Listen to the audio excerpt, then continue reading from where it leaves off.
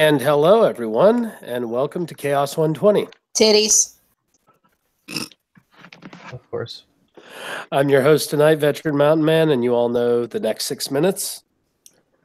Good morning. Titties. Oh, shoot. Did I hear titties again? That's probably me. Titties so nice it had to be said twice. and little toes like candy. You know that's on that thing that with the one where they take the what? Yeah, bad lip reading. Yeah. So Okay, I know I paused mine. She got a booty so nice, you got to pinch that twice. Little toes like candy. Hostiles on the hill. Yeah, exactly. Good Lord. I love that. It's funny as shit. I keep hearing us. Somebody's got us going. It's not me. It's not me. I just Yes. Someone. I don't even have the stream going. I don't either. I don't know what the That makes the three of us. That's really strange. It's like,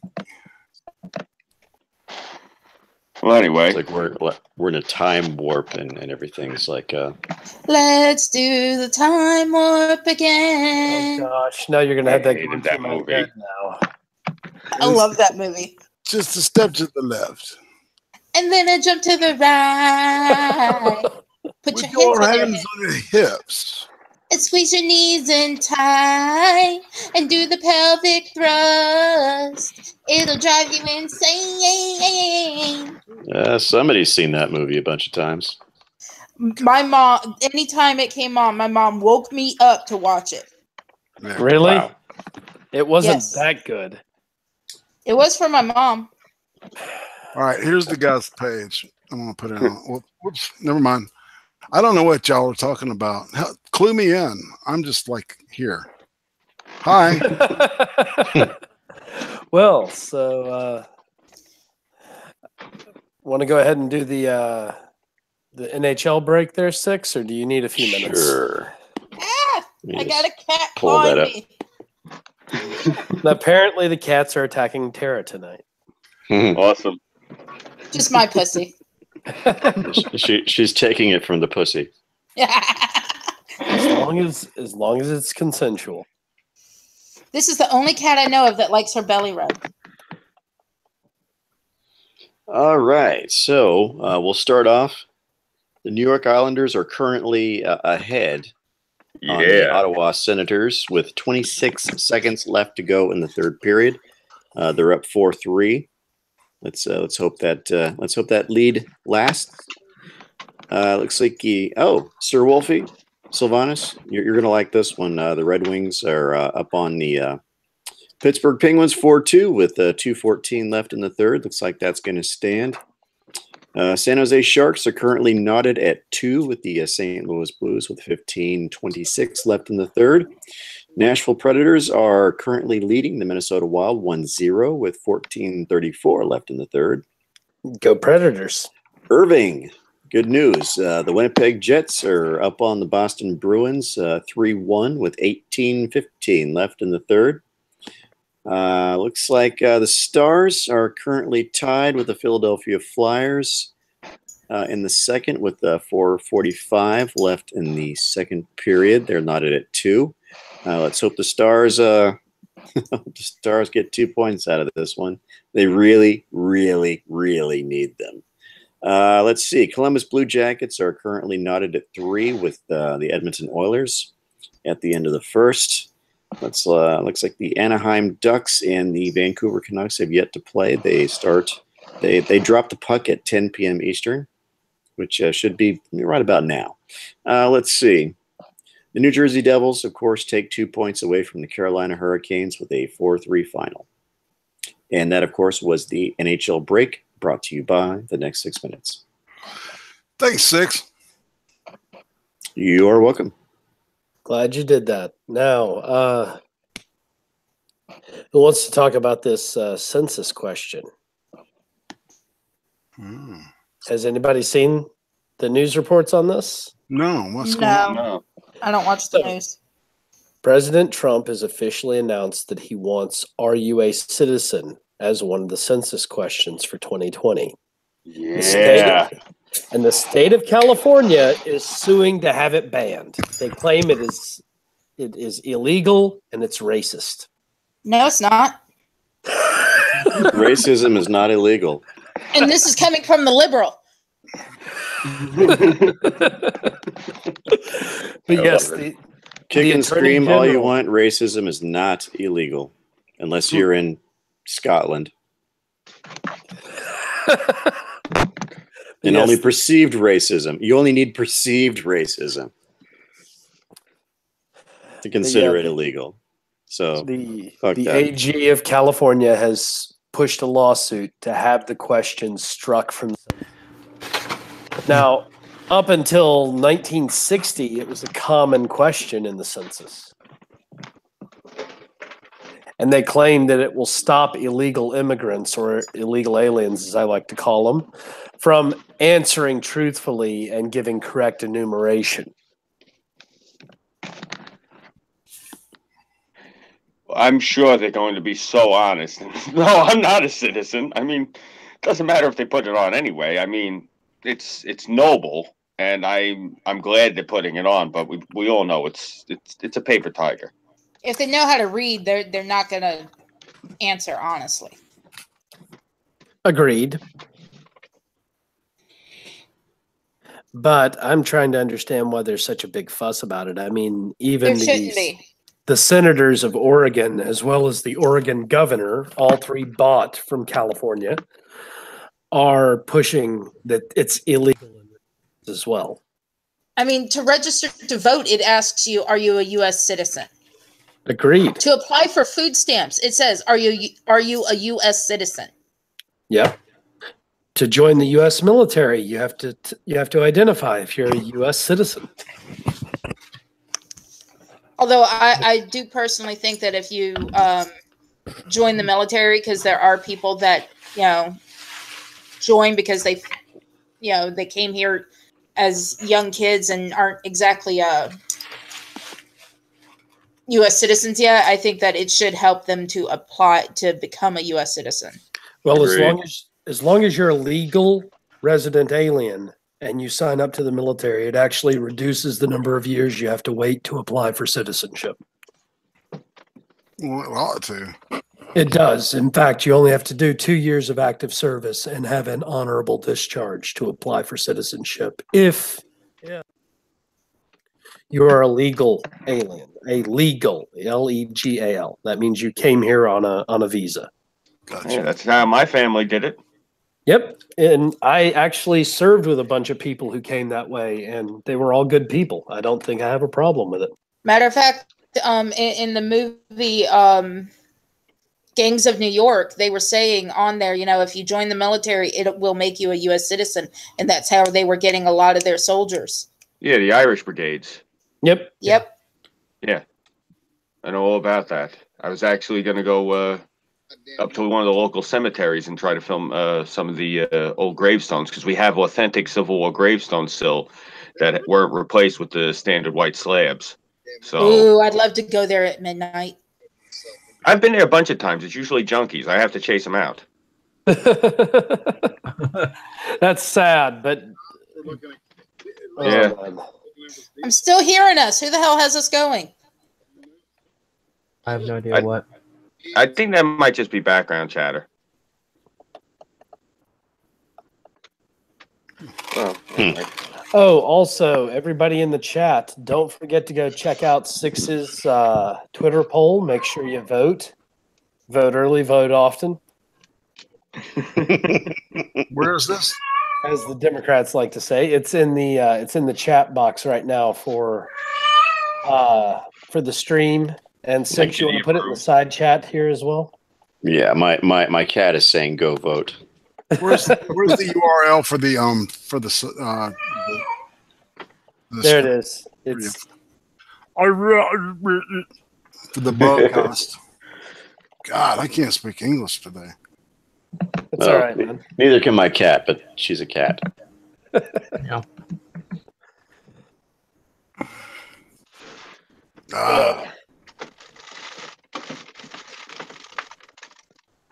So what do you got there?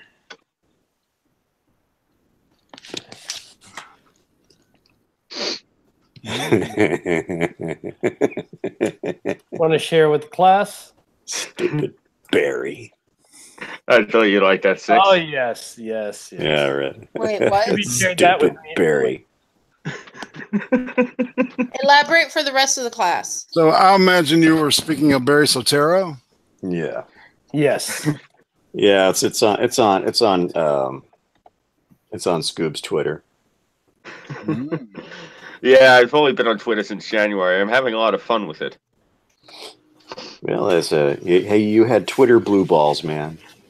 There we go. I posted it for the chat as well, so that they can go check out your question there. Yeah. And also, after you stop by Scooby's Twitter, drop by mine and vote.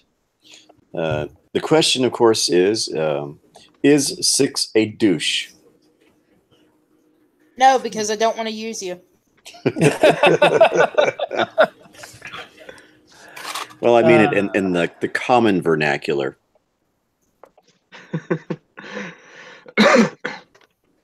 Well, I went and voted this morning. Oh, thank you. You're welcome. Obviously, you know how I voted too, so you don't have to worry. He voted Pepsi. So I have one. You know that actually bothered me, that choice, because I have a problem with Pepsi. Oh man, really? What's your problem with Pepsi, Scoob? They're owned by Disney.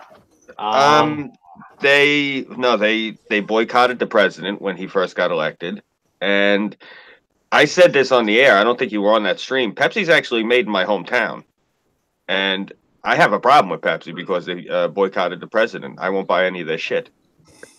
Me either. That's legit.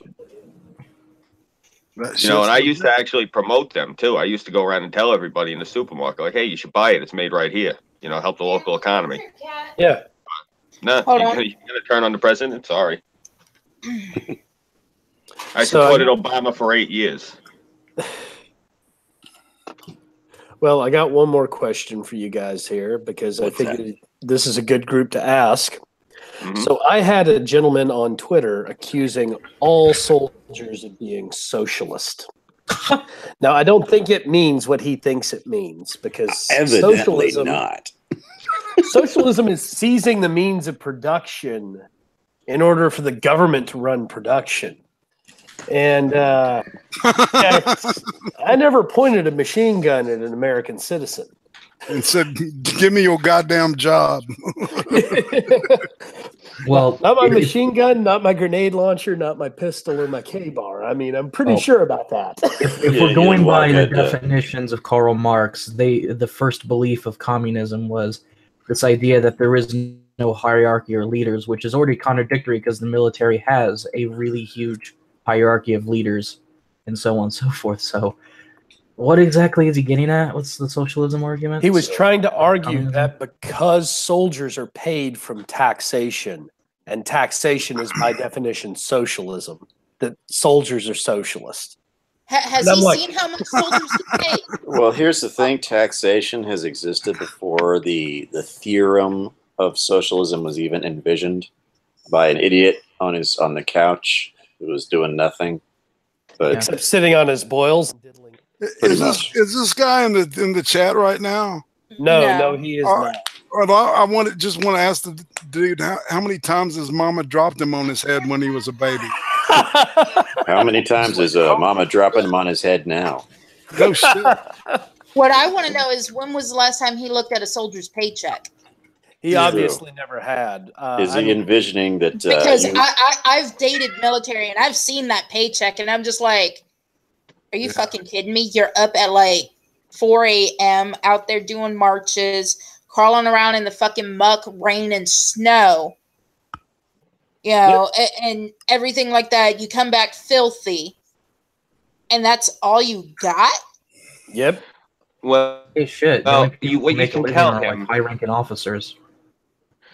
you can tell him that taxation is the basis for socialism, but it's also the basis for base capitalism. In so much in as itself is, if you look at the original American model, what the government was supposed to be insofar as oversight, taxation is simply paying the service for that oversight. Once the government started to take certain things unto themselves is when you get socialism, because then you're paying for that service again, and it's the service being provided for the government, which the government isn't supposed to do under base capitalism. You can tell them that. Very well explained, Scoob. Thank you. We'll just take that little. I'm sorry that snippet, and we'll just send it to him.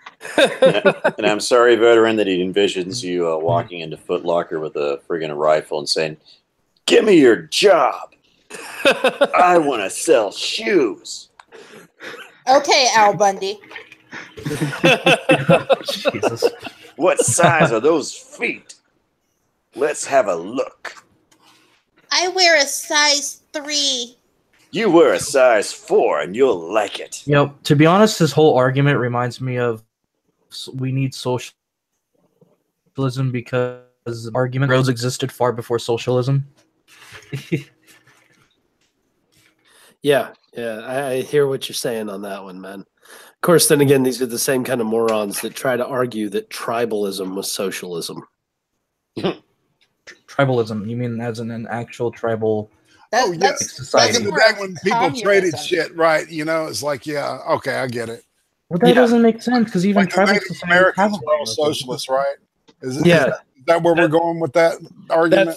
That's the argument they've made, and I've refuted that argument multiple times. Just because you hunt as a group. Well, please do me a favor and get in another discussion about this shit with the guy and tell him that you know, a dude named Irate Prostate, and tell him he's a complete fucking moron. Thank you. For fuck's sake. I'll send him a DM direct. I know what you mean because tell him to come and get in this chat. We can all rip him apart. Because I had an argument with a certain anarcho-socialist. Oh God! And he was talking to me about how socialism is derived from tribal societies and all this shit, and I'm just. They happen to talk like this in a very slow Scottish accent. Of course, I know it's bullshit because when I was much younger, I read into tribal societies, and it's nothing what socialism is. Well, it means the production is everything that you're going for, because it's like I'm a Scottish person and I'm talking like this because I know a little bit because I'm in college. That sounds an awful lot like that jerk that calls himself Dr. Reverend on Minds. But he's not smart enough to not be believing in leprechauns. But I'm talking about a communist in space. Commie. The communist anarcho-socialist. That's an Ouroboros if ever I heard one. Yeah, oxymoron here, right? Yeah. And I mean, I find it funny because I end up in arguments with the ANCAPs just as much as I do the anarcho-socialists and the anarcho-communists, because those ANCAP guys are like, "Oh, we shouldn't have any government at all," and I'm like, I like having police. I think these guys come up with these names because they don't know what the fuck they're talking about, and they're just, you know, just laying names on shit. Well, just to do it. I made arguments before. Remember when I've kind of ranted on how socialism is like a religion because there's thousands of different interpretations fighting to dominate one each other? It's because there's no consistent real ideology between what is socialism and what is anarchy. So there's always these different versions that don't make sense. No true Scotsman. Yep. Yeah. Straight up logical. I like having firemen around because if my apartment building catches on fire, bread lines are not going to put it out. Nope, they're not. Bread is flammable. It most definitely is. So is grain. Unless it's that government issue bread, that shit could put out a campfire if you throw a loaf on it. Especially that government cheese, right, Scoob? That government cheese that they used to give. That government cheese can build a building. It's the mortar. You know what I hated? I had one of them sodium light fridges up until the late 90s because my father was, you know, he was old school. You know, you don't get rid of it if it still works. Yeah. So I would come home and it was one of the ones that had the sodium lights in it, so it gave everything an orange tint. And oh my God, there's so many nights I came home after like 2 or 3 40 ounces, showing my age here. And I go and I like reach around in the fridge and I'm thinking it's cheese and it's fucking butter. And I'm sitting there and you take that big chomp and all of a sudden, like, oh God, this is butter. Oh, bad memories of government cheese. Well, I still have to say the only way to make a good Southern mac and cheese is with government cheese. Oh yeah, I would tend to agree. Other than that, though, there's no real use for the stuff. You ever get the concentrated milk and the dehydrated milk and then try to like remake milk with it? And oh yeah. Yeah, that's bad, Scoob. My stepmother used to get dehydrated milk, and I went to go make mac and cheese, and she's like, oh, here's the milk, and she hands me this box of powdered white flakes. I'm like, what the fuck is that? She's like, it's the milk. All you do is add extra water. I was like, I got $5. I'll be right back. Handy dandy portable portions of hot cocoa with dehydrated milk and hot cocoa powder. You just mix it into these little baggies and you have like instant milk chocolate hot cocoa. Yes, you can do that. Out of the hot chocolate from MREs, I've actually made little cupcakes. Well, of course, Tara. That's called Ranger frosting, and that's for Ranger birthday cakes. You take the lemon poppy seed pound cake, you take your cocoa packet, a little bit of water, spread the cocoa over the top. My the matches or the taught candles. me how to do it. Oh yeah, that's soldiering 101. I remember, since we're talking about this government food, Six, Mountain Man, and Irate, you guys will probably remember in the early 80s, Reagan's first term, after how Carter crashed the economy towards the end, how we had to go, at least up here by me in New York, the economy was so bad, everyone had to go and wait for the food. I remember when we had to wait in line for government food. That's why I get so angry with all these fucking kids. I was really young, but I remember it crystal clear. I remember those lines, Oh yeah, I remember standing in line with my grandfather while we were waiting on that stuff. Yeah, I don't want to go back to that. What the fuck are these kids thinking? Oh hell no, man! I like socialism works. I was quite the connoisseur of generic products, and this is back when they used to have the black and white packaging. Oh yeah. Oh, the no frills with the red, white, and blue border that ran around the bottom of it that they sold at Pathmark. Well, the ones that they sold at my local supermarket had the black and white. Yeah, everything looked like Dick Tracy. It just had cornflakes on the box, nothing else. Pretty much, yeah. Yeah. I used to love the no frills aisle. I remember when hip hop. No, seriously, when the hip hop Malto meals. Yeah. No, not even that. Not even that. Wow. By me, everything looked like a Dick Tracy movie. It literally was white. It was just a white box that said cornflakes in black print, or the milk just had like green beans. Yeah, nothing else. It was just white labels with black writing. I loved it when I was a kid. Oh, yeah. I thought it was so surreal because you're just walking through this aisle and there's like no color. Everything is white and black. It was just sick. Right. Well, now they call that noir. Yes, they do. Well, when I was a kid, we called it poverty. yes, we did. Yes, I fucking love those green beans, though. Those were right. 30 years later, I'm still talking about those cornflakes. Well, now, Scoob, if you take Velveeta, and not the brand name Velveeta, but like the generic, and like medium cheddar, and you blend it 50-50, you get a pretty good close approximation of government cheese for making mac and cheese, right? Yep. I didn't know that. Sick fucks. Hey, you gotta make do. Hey, I can afford to get real cheese, so I'll stick with real cheese. I know what you gotta know. Oh, but come on, Tara. You got to help the brothers out, and you got to make sure that you only spend what you need so that you can give more in taxation. You know, the government cheese I ate was like just dried out Velveeta. It was like the old Velveeta that they couldn't get rid of. I mean, if you think about it, they don't even put Velveeta. They store it out in the open. They don't put it under refrigeration, man. It's just sitting there, man. You know, so I guess after 5 or 10 years, you know, it gets a little dried out and shit. So, fucking, you know, we're left over from the Soviets that we, you know, during the Lend-Lease program, there's some leftover shit along with some spam and stuff, right? So we go. Oh, yes, spam. Yep. Ew. When I got a little older, we started eating the higher end stuff like the Le Sueur. Red poupon. Pardon me. Do you have any gray poupon? But of course.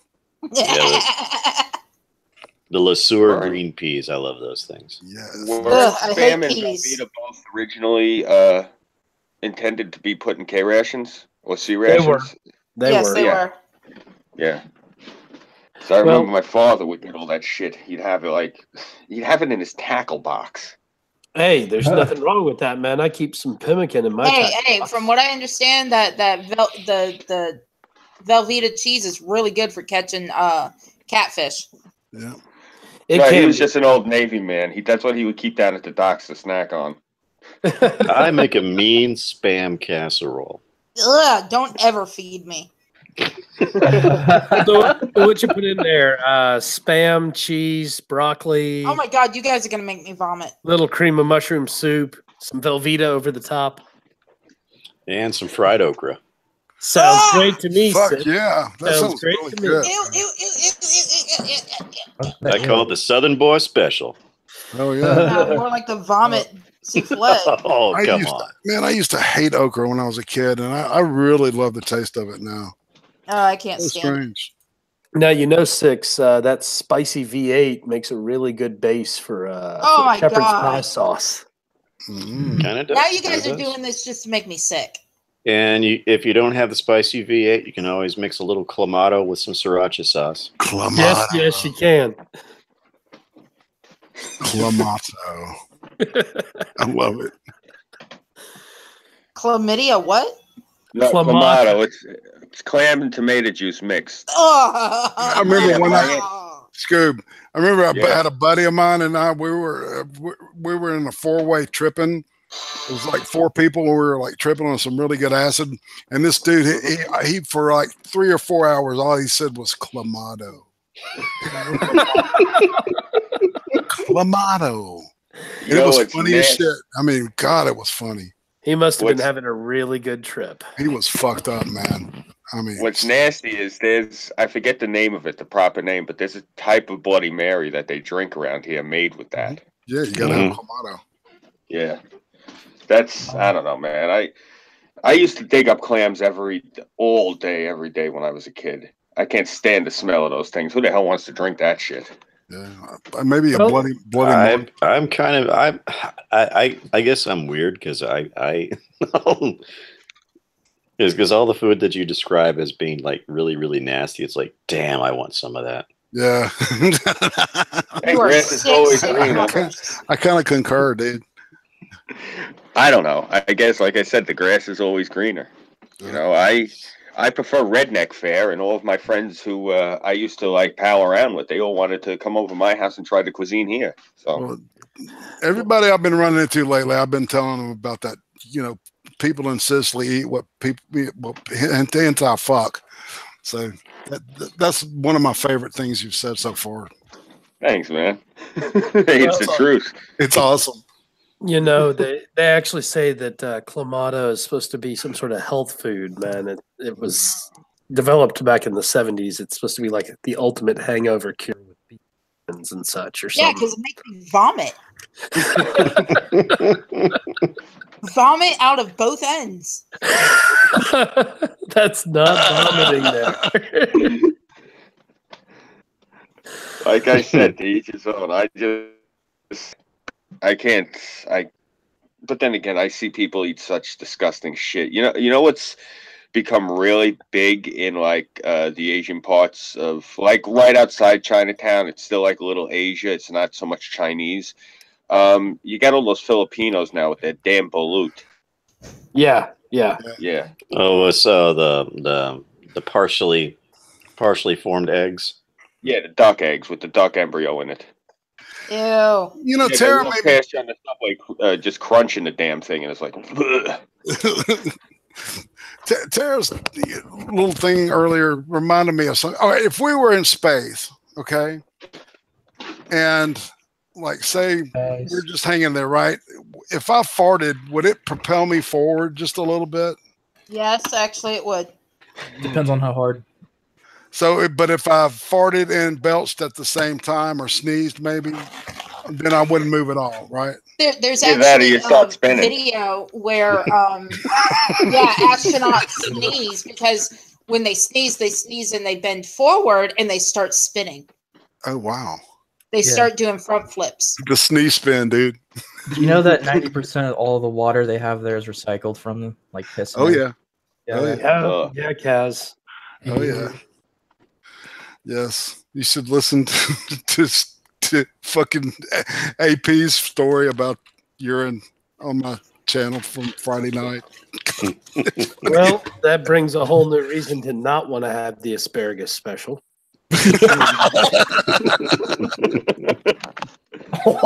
Speaking of which, I actually have asparagus in my fridge.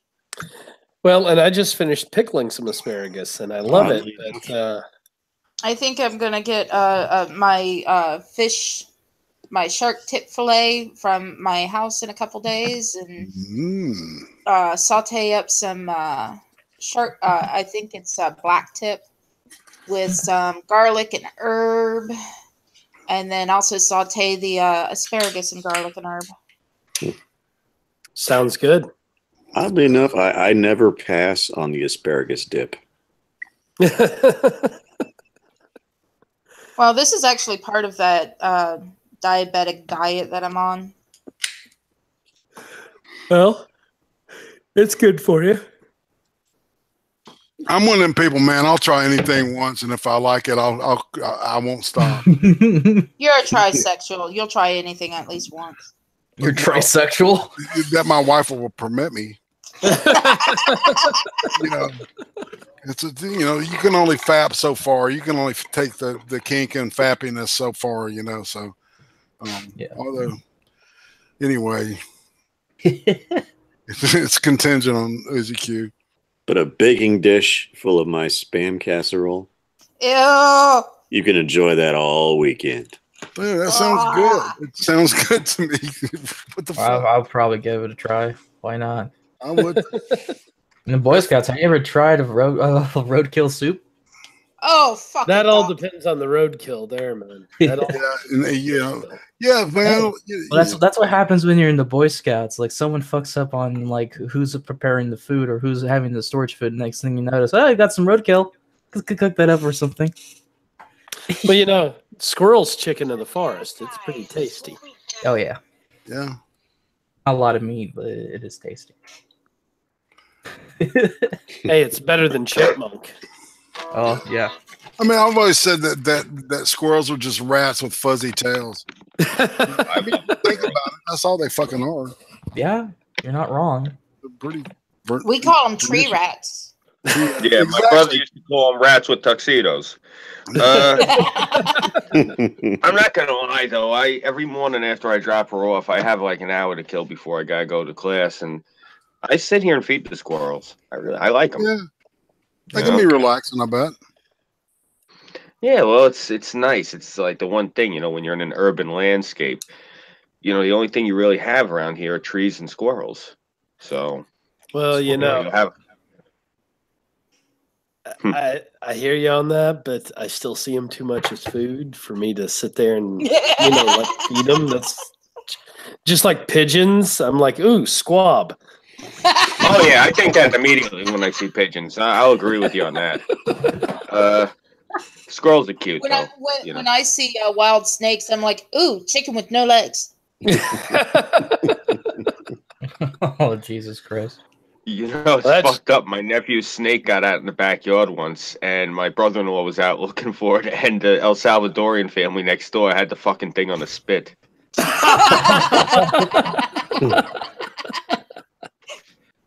bet that bitch was good. He told my nephew that the snake got away, but it went home to its family. Oh man! I would have gone over there and been like, "Hey, I've been wanting to roast that up for a while now. Can I have a piece?" You're as bad as my friend that had chickens, and he got mad when I started calling them fricassee. I'm like, they're chickens, man. They're chickens. Yeah. Like, no, you start calling them fricassee, I'm just gonna be like, no. That over there is oven roasted. That there is rotisserie. You should have asked him, hey, can I go out and feed lunch, dinner, and breakfast? You know, I felt bad. My nieces, this was a few years ago, they had gotten rabbits. I didn't know, and they came running up to me. I didn't know they got them as pets, but they said to me, they're like, do you like rabbit? And I said to them, why? Is your mother making it? Does she have garlic salt? And they freaked out on me when I said that to them. Oh, man. But did she answer the question? Oh, yeah, my sister did have garlic salt. But she wasn't making hash and pepper. But my brother-in-law did the same thing to their mother. He said, why don't you just cook those fucking things when they're at school one day? And she's like, she freaked out. She's like, I can't cook their pets. She's like, tell them you set them free. And they went home to their family. That's like a running thing in my family. If you don't have garlic salt in your kitchen, you might as well be living in a hut. Yes, you should. I don't use garlic salt. I use garlic powder. I use them both. Whole different flavor. I don't like the taste of garlic salt. I prefer garlic powder. If I want Garlic salt, and lemon zest and cilantro are the three things that can save almost any dish. I second that. I don't know. Mine is fresh garlic, white pepper, and a little oregano. Maybe a little celery seed in there. Mine's lemon pepper. Good choice. Well, on the off chance you ever do have the misfortune of fucking up a steak, you can always do a late minute pickle with balsamic vinegar. Yes, you can. Mm-hmm. Yeah. That's I'm not usually a steak man myself. I prefer barbecue. I'm into ribs and chili. High five. Oh yeah. I'm a rib man myself. I enjoy a good rib. Shoot, see now Scoob, you're just making me wish I had bought that leg of lamb so that I could cut it up to make chili. There you go. Ooh, mutton. Yeah. My brother-in-law, I think I told you before, he's Jordanian, and he makes this Arab flavored. The guy's from right outside Queens, but he lives over by me. But he makes this Arab seasoned lamb chili. Oh my God, it's to die for. I bet. Oh yeah. I think I told you about him. He's the one he does all the floors in Trump's buildings. Yeah, you did. Great guy. There's a place just southeast of me that makes a pretty good falafel. I haven't had a good falafel in a few years. I've been going more for gyros when I do go. There you go. Me either. Because usually when places that have those also have baklava. Yeah. And I'm kind of I would say, I'm just kind of putting this out there. If I meet a woman that can make a really good baklava, her chances are very good. Well, it Man, comes down baklava to is almost the perfect that and a cannoli, man. It's a tie, I like cannolis, but I like baklava, but that other Greek pastry, kedatifi, I think it's called. The one that's the shredded wheat, smothered in honey with the chopped nuts. Yeah. Yeah. Oh God, there's this Greek restaurant in the neighborhood by me. 2 of those things will probably run you about $10, like they're $5 each. But these things are huge. He lets them soak in the honey for like a week. Oh God. Yeah, because he's. I think I've told you about him before, Six. This is the guy. He's right off the boat from Athens. Oh yeah. Yeah. His name's Cosmo. And you go into the restaurant, and all it is, he has the big vertical spit with the giant shank of lamb on it. And you go in, and he literally looked just like Chef Boyardee, but he had these giant, thick Coke bottle glasses. And he was, his family was from Athens. They came here, but he was from Astoria, born and raised. And I think I told you, I went in there about a month ago, and I got a gyro off of him. It was about 9 pounds. Oh, it's that guy. Okay. Yeah. Nice, man. Nice. Yeah. It was a two-hand gyro. Now, see, normally if I'm going to do something like that, go. I wait until the Greek festival downtown in Portland. There's an Athenian Greek Orthodox church that does a big spread every year in June, and big two-handed gyros, fresh baklava, all sorts of stuff, and of course music and dancing and everything else. Hey, you're a better man than me. I don't like going to those things. Afterwards, my ass is killing me from all those Greek guys pinching it. And backwards through a cornfield. I mean, it's just, I'm all bruised. I tried going to the Greek one last year, and they come up to you, hey, sexy boy, get the fuck. No, I got my wife over there, man. Thank you. I don't know. Maybe it's New York. We just get them all here. But I think it's New York, because I had more issues with the sexy ladies trying to pinch my tush. Oh, they're all there. They're great, but again, I just, you have all the guys with the hamburger meat, because they got the open collar and they got the 3 chains and they're running up to you like, hey, nah, get the fuck away from me.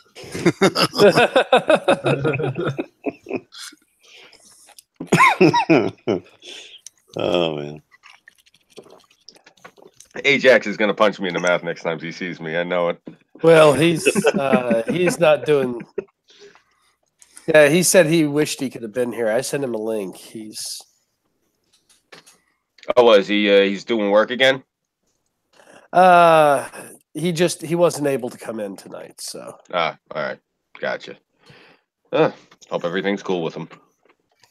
Yeah. So some really good recipes for a katifi I'm looking at right now. Mm-hmm. Well, since you know the deal. Instead of Florida Man, huh? What's that? I said, I was saying, the deal. This goes to anyone here. You pay for the postage, and I'll mail you anything you want overnight, or even the same day if you pay for it. So yeah, any restaurant around here that I can find that authentic food, or I'll show you after, like when we're off air, the Chinese food I got before. Each one of these dumplings, I got steamed dumplings. Each one of them is about the size of a McDonald's Big Mac. God damn. Yeah. Jesus, I want some. Yeah. I told you about it. You go into this Chinese place, and it's just a counter and a kitchen, and the whole family is there. And I told you that the one woman, she was born here, but she lived in Chinatown, and she said to me, she goes, "My family, they're from the old country. They don't speak the good English." So I'm not even saying that being fucked up. She did say it to me. I had to dig my thumbnails into my hands so I wouldn't snicker in her face. Crazy. Yeah. Well, but the food is good. Since we are on the subject of food, yes. Since we are on the subject of food, so getting into the chaos news here. World's cheesiest ever pizza created, topped with, get it, 111 varieties of cheese. Holy How are there that many types of cheese? Talks about a coronary. Yep. A restaurant has created the world's cheesiest ever pizza with nearly a quarter kilo of cheese on a single pie. Oh, dear Lord. A restaurant has created the world's cheesiest pizza with a dough base topped with a whopping 288.6 grams of cheese. Vidoli in Berlin, Germany, was officially recognized by the Guinness Book of World Records officials early this month after topping its pizza with 111 different varieties. The restaurant has taken the title from a small pizzeria in Portland, Oregon, which was previously awarded after crafting its 101 cheese pizza. Let's see. Vidoli Pizzioli created their record-breaking pizza. This is more of a Scooby word. Cinto undici formaggi. I really butchered that, didn't I? No, it's just got to roll it a little bit more, but he pretty much got it. Okay. Uses the likes of Roquefort, Reblochon, Pecorino, along with classics such as mozzarella and Parmesan. Let's see. Dairy expert Martina Lesser, who assessed the cheeses, joined Judge Lena Coleman for the tasting. Every bite tastes different, Lena said. The crust and the base look crispy and none of it is burnt. Local German cheese, fuck's sake, Bergblumenkasse, also featured, as well as an 18-month aged Comté, produced in the rural Jura, France, to meticulous methods. Okay, Vidoli was asked to get baking by delivery site Pizza. Who wrote this fucking article? The company's general manager, Nicolai Abruzzo, said, with this record, we're pushing the boundaries and bringing a variety to the next level, showing what a pizza can really do. Sadly, the pizza was a one-off. So in other words, they're not making more of these things. Yeah, that sounds expensive as fuck to make. And meanwhile, next weekend in Portland, people are rioting because Portland lost the world's cheesiest pizza. Yeah, they're going to have to come up with a 112 variety pizza. Yep, I'm actually curious if Portland still offers that pizza. It does. That would be a video you could do, something other than politics just as a goof if you ever want to, shoot over to Portland and try that pizza. That wouldn't be a problem. Portland's about 10 minutes away. Oh, there you go. But I was actually thinking about going to Abiruchu if I was going to go do a food review because they're my favorite Indian restaurant. Oh, nice. Hell, do both. Seriously, I was thinking about doing that myself. I mean, fuck, it's not like I'm pressed for, I'm going to run out of restaurants around here, so. Agreed. I mean, between the all of the different restaurants and the comings and goings. Yeah. I could, I still want to hit up that Hawaiian taco joint again up over. I think it's on 5th and 2nd or 2nd and 5th. Either way. Hawaiian tacos. Yeah. Exactly. They're fish tacos. No, that's Swell Taco. That's Swell Taco over in Babylon. I was actually there yesterday. But I didn't get any tacos from them. I just happened to be next door to them. Okay, the Hawaiian ones are topped with pineapple. Oh. Yeah, that's the Hawaiian taco joint in Manhattan. That's like Tara said. It's you get the luau pork. They got all Hawaiian. It's a Hawaiian themed taco place. And Swell Taco is the one over in Babylon. It's right over by the docks. And it's all fish themed tacos. But it's full of drunks and hot chicks, so they do good business. Sounds kind of smelly. Yeah. Must be a little fishy over there. Yeah. Oh. There is some chick who is living the feminist dream here. Oh, God. Somebody named Dahlia Rain shares her home with two slaves who cook, clean, tidy, buy groceries, and walk the dog in return for rewards of the BDSM kind. Oh, man. Yeah, she's the dominatrix, I'm assuming. Or just good for them. Let's see. A dominatrix reveals she has 24/7 live-in slaves who wait on her and her boyfriend hand and foot. Dahlia Rain from New Jersey shares her home with men who cook, clean, tidy, buy groceries, and walk the dog in return for rewards of the BDSM kind. The former school teacher was once married but got bored of her vanilla lifestyle. Dahlia said, everybody comes into fetish at different times of their life. I did the normal housewife thing, but there were things that were missing. I wanted some more excitement, and there were things my ex-husband didn't want. Apparently slaves. Didn't I bleed to end slavery? Yeah. Okay. After divorcing her husband, These Dahlia... are voluntarily slaves. Yeah, I don't think there was anything about that. After divorcing from her husband, Dahlia started to dip her toes into the fetish scene. She said, I started meeting more kinky people and going to fetish parties, and it just became part of my life. It was here that she met her slaves, another name given to submissive partners in BDSM relationships, and her boyfriend, John, whom they also cater to when he visits. Okay, people ask, what's the difference between a sub and her boyfriend? And there are big differences. I don't have sex with my subs. There's no sexual relationship at all. That's a fantasy. Okay.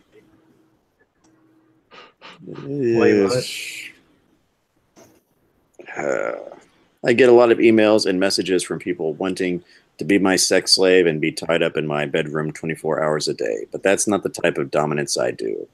The 35-year-old said no money changes hands between herself and her subs, Chris and Mike, a.k.a. Fluffy. There are lifestyles, dominatrixes, and other professional dominatrixes. And there are professional dominatrixes. I'm both, Dahlia said. When people schedule a session, they are giving me money to be in my hands for an hour, whereas lifestyle slaves are just giving themselves into my care permanently. They might pay for things like my shopping, but they are not paying me. Let's see. She a hoe. Fluffy is not paying per hour for my time. That would be very expensive. He wouldn't be able to afford life at that point. As a reward for serving Dahlia, the subs receive BDSM punishments such as being bound, gagged, and whipped. Dahlia said, play is always a reward for them, but they have to earn it. It's not easy. Fluffy, also 35, said, I do pretty much anything Dahlia asks of me, even if it's just a matter of serving her breakfast or giving her a foot rub. Quote, I like making her happy. It feels good when I see a smile on her face and she takes care of me. Well, get a dog. It takes all time. She rewards me in a lot of different ways. For example, the other night I wanted to sleep by the foot of her bed. Oh, okay, he doesn't want a dog. He wants to be the dog, son of a bitch. And he said, and she said I could, and it was great, and I was very happy. John Fathom, Dahlia's boyfriend, said when he first met Dahlia, she seemed like a strong character who would allow him to be himself. I had run into a lot of girls who were attracted to me because at first I seemed very confident or arrogant, but over time that would become an issue. They tried to diminish me and make me feel bad about it. I see. When I met Dahlia, it was like, this girl has been called goddess all day for 6 years. That must build your ego up to be really strong and healthy. That person will not be someone trying to chop me down. The 41-year-old artist and business owner said he discovered Dahlia has slaves the first time he was out with her at a fetish party. Quote, a slave just walked up and started shouting, and I was like, how dare he just come over to us and start talking? Doesn't he know his place? And then shortly after, I saw her whip him. I thought, wow, this girl can really whip. She has the wrist action. It was fun to watch her work. He thinks she gave a good hand job then. Wacky. In the summertime, we spent a lot of time lounging on the roof, and we think this would be so much better if we had champagne or watermelon. And I can just call a slave, and he'll bring us the champagne and watermelon.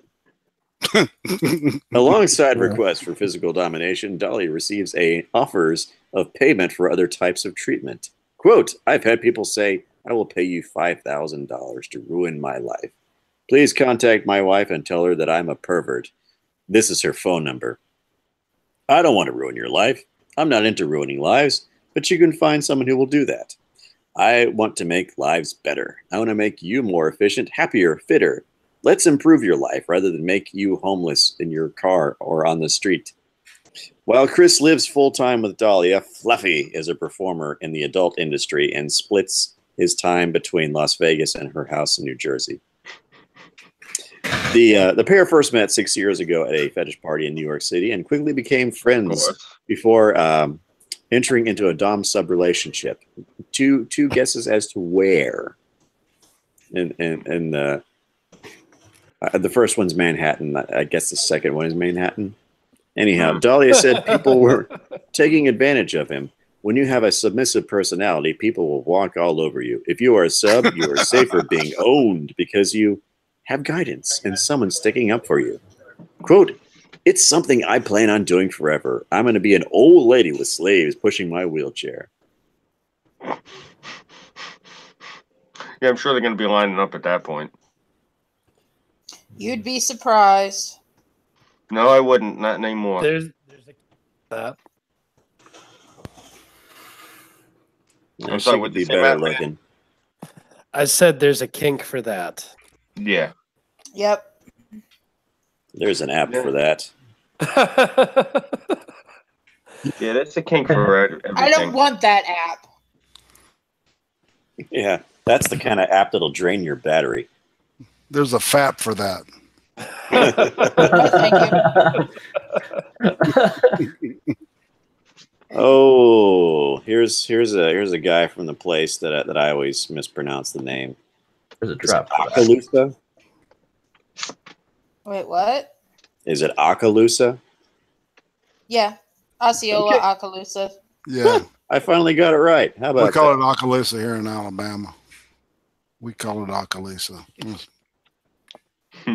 All right. Let's see.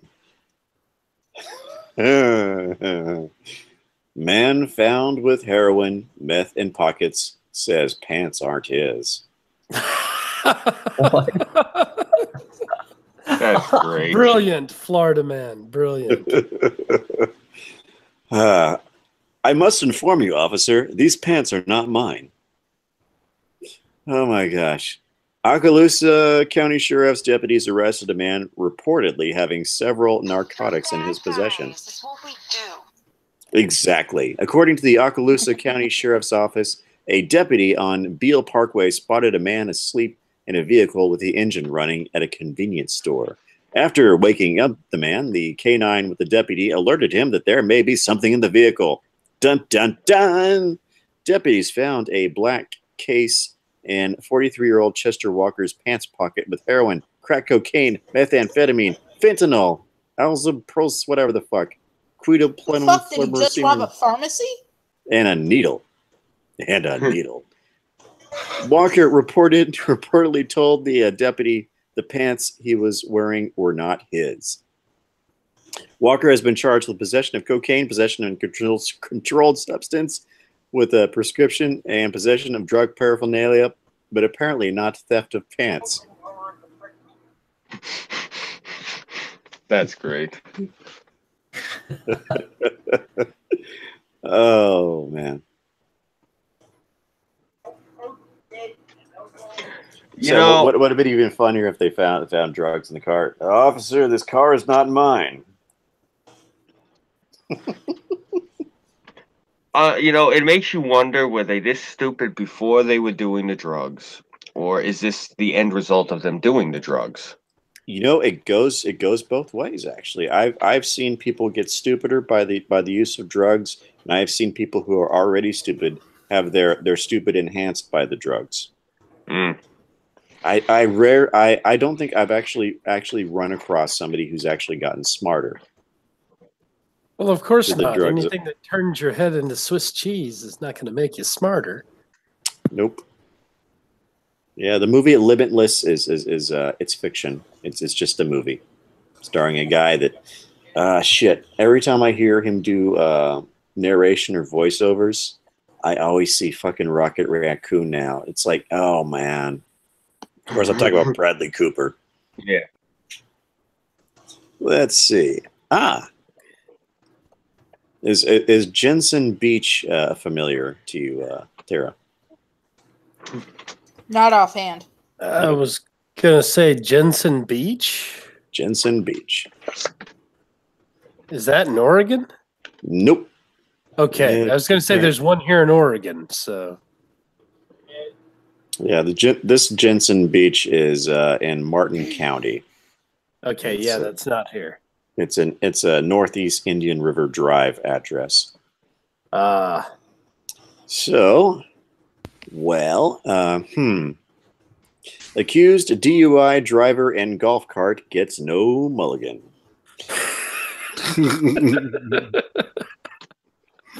Yes, a mulligan for those who don't know what it means. It's like a free pass after a fashion. I'll be right back. I'm gonna hop out and hop back in.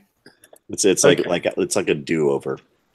Let's see. Yes, you can get a DUI in a golf cart. A 58-year-old Jensen Beach man who looks closer to 78, but you know, not judging. Man found out the hard way, according to an arrest affidavit. The case began around 5:30 p.m. on March 3rd when a Martin County Sheriff's deputy went to an address on Northeast Indian River Drive for a crash, the affidavit states. And I'm kidding. This guy makes Nick Nolte look like a strapping young feller. Anyhow, dispatchers indicated two men in a tan golf cart hit a sign and look intoxicated. The driver reportedly wore a Budweiser shirt and khakis. Jesus. Oh, man. Khakis. Good God. Investigators spotted a golf cart matching the description headed south on the sidewalk, approaching an address in the 2500 block of Northeast Indian River Drive.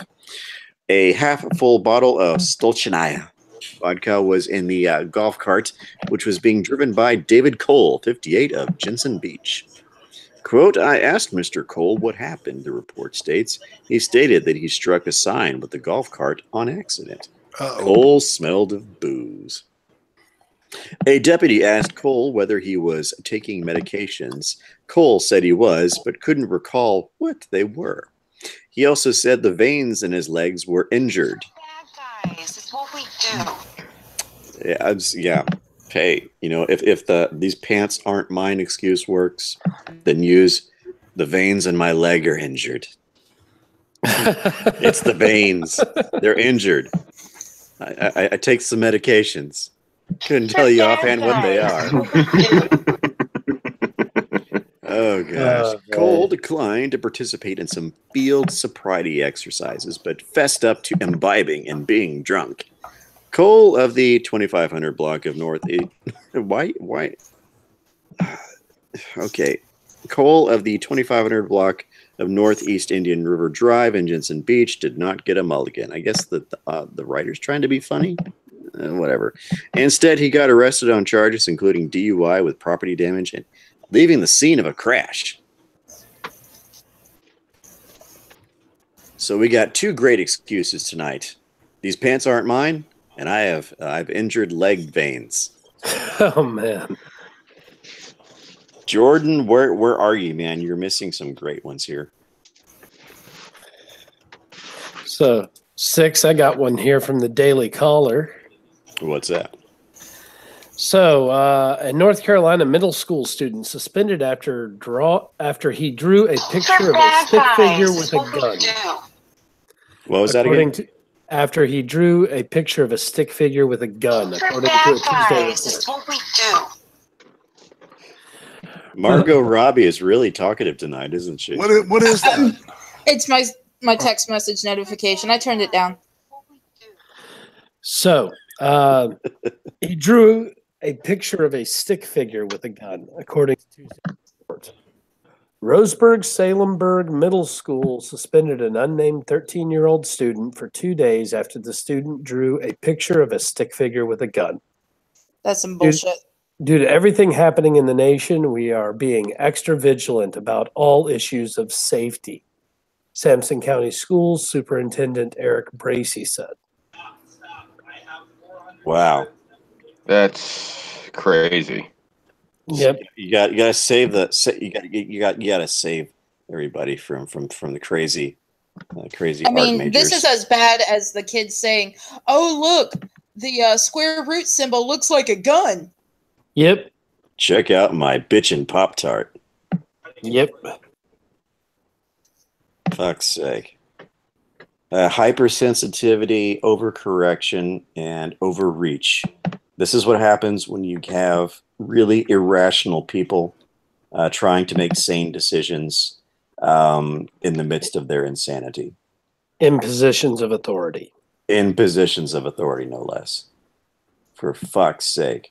Yep. Bureaucracy. They need like a Valium colada and given No, some they need Play-Doh. a volume enema. With a Valium colada chaser. And There some you Play-Doh. go. Get it to it extra quick. And maybe a picture of a puppy, but not one that's holding a picture of a gun. Definitely don't send them the picture of the kitten with the sniper rifle out the window. Hey, that's my spirit animal. I know, right? It's so cute.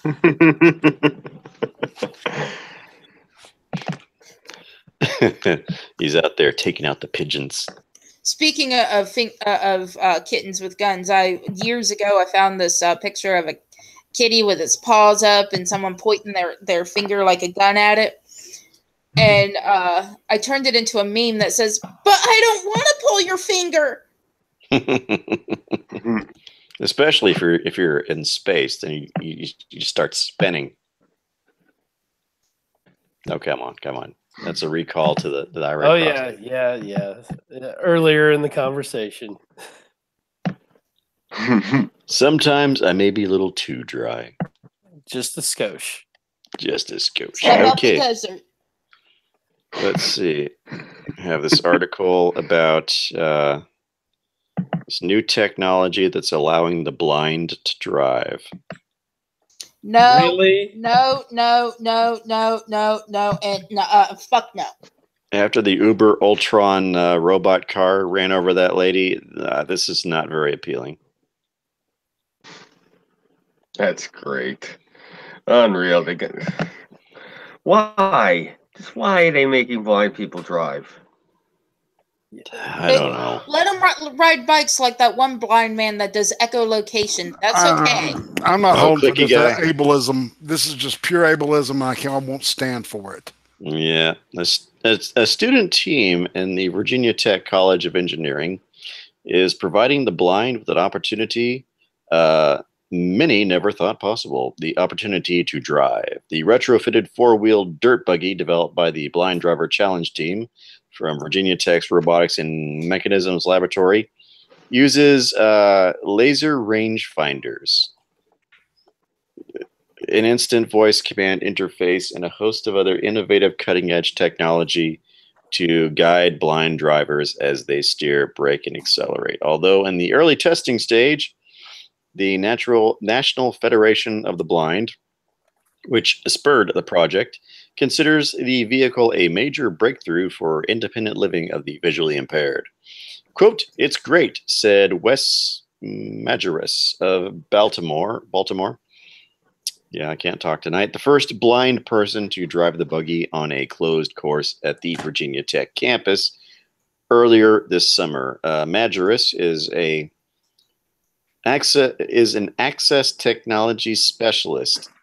Access technology specialist. I don't know what access technology is. Wheelchairs and shit. I Yes, see. for I disabled see. people. I see. So is anybody flashing back to that Super Dave skit from the 90s where Ray Charles was driving? Yeah, Because I've been thinking of the whole time. All I'm picturing is the GPS going rerouting. Yeah. We're all going to hell. Yeah. I'm riding in your lap. Majerus is an access technology specialist with the Natural Federation of the Blind's Jernigan Institute in Baltimore, a research and training institute dedicated to the developing technologies and services to help the blind achieve independence. Madras called his drive a liberating experience, adding that he drove before on Nebraska farm roads with his father as a guide in the passenger seat. That just sounds scary. Sitting inside the vehicle, a blind driver can turn the steering wheel, stop, and accelerate by following data from a computing unit that uses sensory information from the laser rangefinder serving as the eyes of the driver. In addition to a combination of voice commands and a vibrating vest as guides, this is sounding more and more like laser tag. A member of the Virginia Tech student team is sat next to Madras in the passenger seat to monitor the system's software operations. It's a great first step.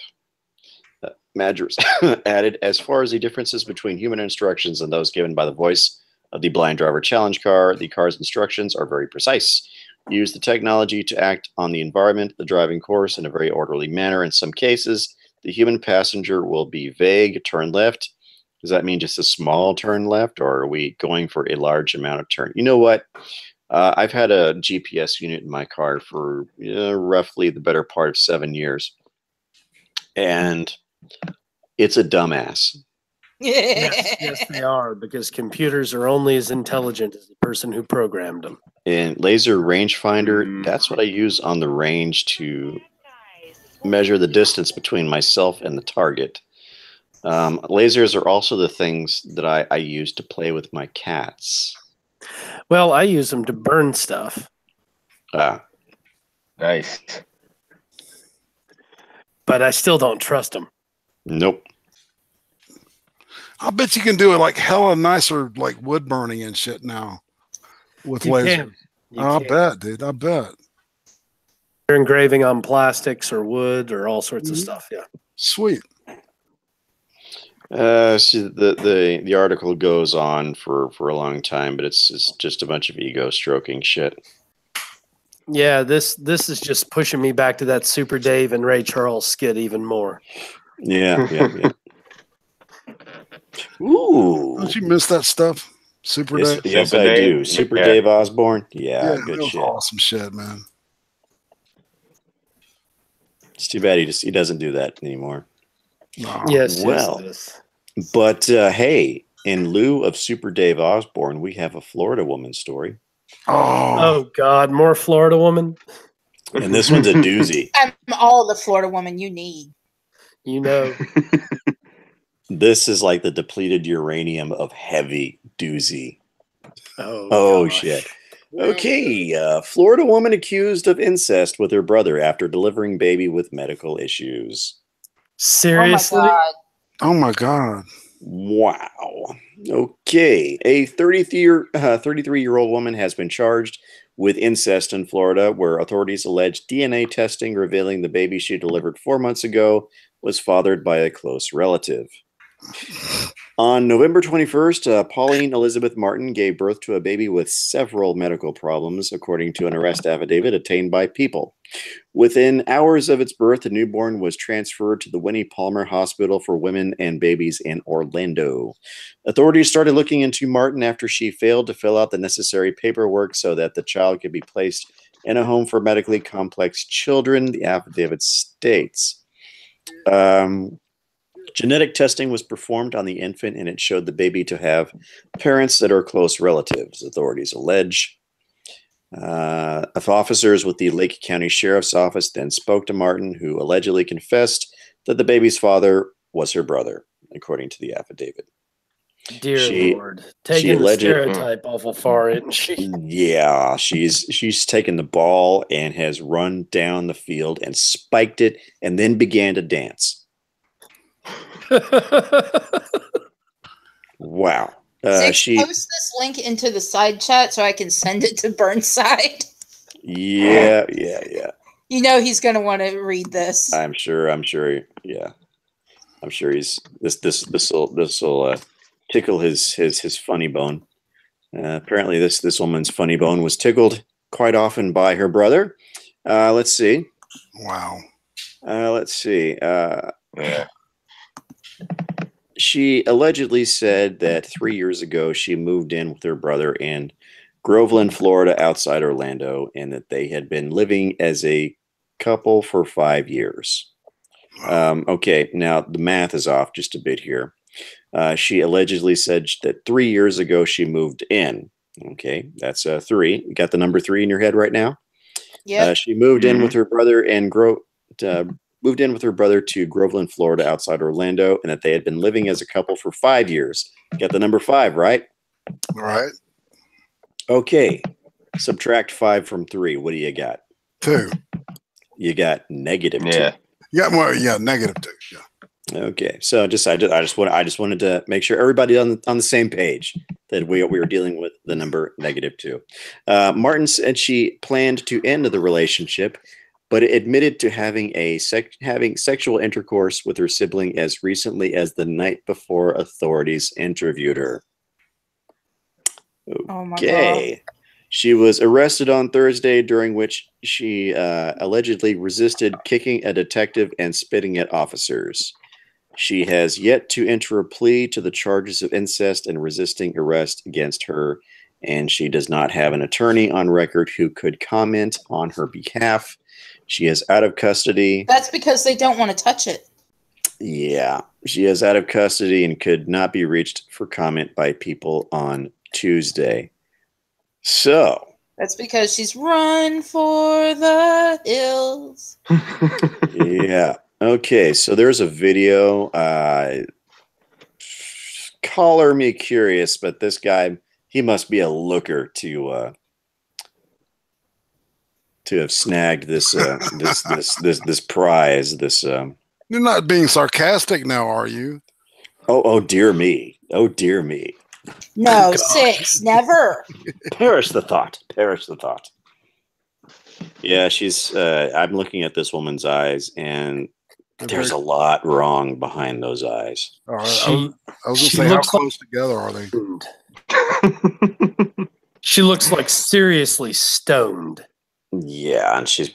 I don't know. She's got that. Where's the link? Where's the link? It's in the side chat. Okay. That feast your eyes upon the visage. Oh, dude. I see Elizabeth Native Martin. American possibly too. Holy shit. Well, I don't know what her genetic history is, but fetal alcohol, maybe. The ears, you notice how small her ears are without the lobes? That's a sign of fetal alcohol syndrome. Yep. So she may not be batting with the full team there. No, she's not. She's definitely not. She's fetal alcohol and she's Native American. They both probably are. So that is too bad. That is fucked up. Well, man. Oh yeah. But how big are her tits? That's what I want to see. Of course, I don't think she has that's going to be the question you're going to Hi, ask. baby brother. Oh boy. I had to, man. Well, I didn't, but hey, what the fuck? Yeah. Well, to lighten the mood, I'm going to read this next story. Gonna get me banned on YouTube. Well, this next story might actually. I'll lay off if you want me to, buddy. It's all right, man. I'm just messing with you. Where'd Cass go? He bounced out a little bit ago. Okay, I didn't even notice that. I guess the drunk golf cart story kind of scared him up. I don't know. Hey, prostate. If Uzi's okay with it, I'll tell you how big I am. Okay. she's always fine with that kind of shit. Last I measured, I was 40 triple D. Oh wow. Okay. Wow. I'll do it. Yeah. But apparently, I can wear the bra with the cup size of a double H. Oh, cool. That's my wife's size. Yeah. Those are some nice pillows. I just see tits that big, and I just want to rest my head on them. A lot of men like that. About them, just depending on the woman, Well, I rate prostate. My man boobs are not very impressive, so I don't think I'll be able to fit the bill there. if those turn me on, I'd fap all night long to my own because they're round and hairy. I like hair. Well, there is. Oh man, that's gonna leave me with some disturbed dreams. That's right. Well, I'm gonna make sure to talk to That's my Burnsides job. tonight, so I don't have nightmares. No, I literally had two chicks like reference this when they broke up with me, that the only reason that they dated me was because they thought I was the devil. wow. I swear to God. Two. Now, how weird is that? Oh man. Hold on a second. Death Hyrukin, Scooby literally like paused the TV during Batman with the scene with Joker and Harley Quinn, and he just yanked her straight out the TV. Oh, what is he talking about? My wife? Yeah. Yeah, she just sounds just like her. I get such a kick out of that too. He goes, "Where did Scooby find his wife? Can he inform us so we can check that out?" Oh yeah, So I he told asked him about her yesterday too. Yeah, I the think. double Yeah. H. Yeah. Yeah, Scoob picked her up directly from Gotham City. yeah. Oh, I love my wife. You know, brief side note. Does anybody here like the show Gotham? Nah. The first season was good. The second season was okay. The third season was kind of what the fuck. I haven't seen any of the fourth season, so I'm loving it. I still like it. I'm still loving it because it's not about really the people. It's about the city. The city's the main character. Anyway, I'll shut up. But I don't like that show because they actually film it outside my aunt's house. So she was bitching to me about it. She lives over in Greenpoint, and she was telling me, she's like, these assholes are constantly running across our roof. It's constantly shooting blanks. She's like, you know, I'm trying to sleep, and they're filming a scene like at 2, 3 in the morning. All of a sudden, you hear gunshots, and all these scuffling on the roof. But it's because, you know, there's a scene that they're filming because they got zoned for it. Oh wow! So, like the scene in the first episode of Gotham where they're running across the rooftops, that's actually in Greenpoint, Brooklyn. That's my aunt's roof. And 6, I don't think do you remember when I first started streaming with you towards the end of the summer? I said my aunt was out here. Mm-hmm. Yeah, that's because they were filming that fucking show and she couldn't take it. They kept filming the scenes on her rooftop. It was some sort of like battle, like a fight or something, or a scuffle. And they kept having to do like retakes of like different angles and shit. So she said, "The hell with it." So she came and stayed out here till they were done. Damn. I remember that. Yeah. Yeah. Oh man, that's funny. Yeah, it sucks for your aunt, but it's kind of funny.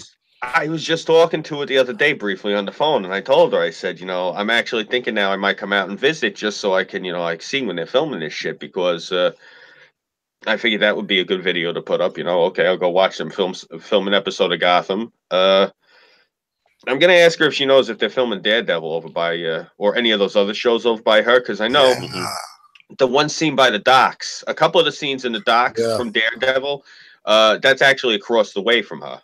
She was, you know, she could see them filming that from where she is.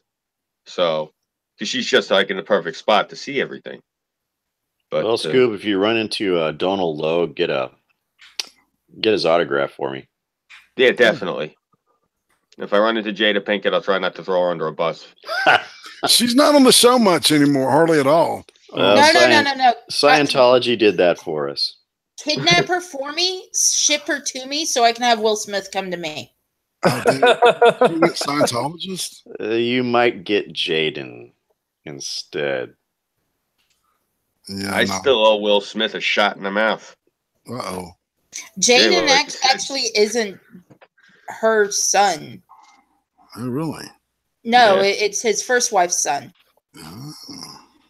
Jada is his second wife. They fell in love actually on Fresh Prince of Bel-Air.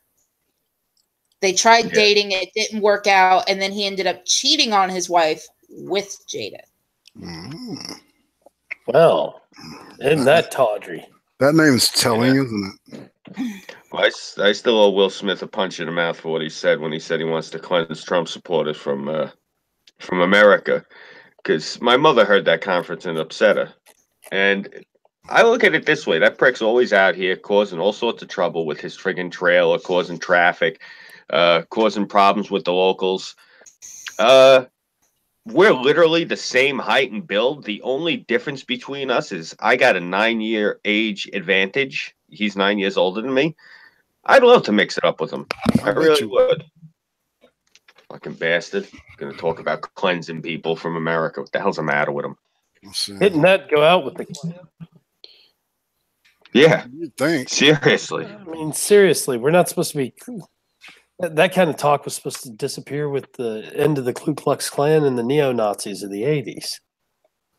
Yeah, gonna talk about cleansing people from America.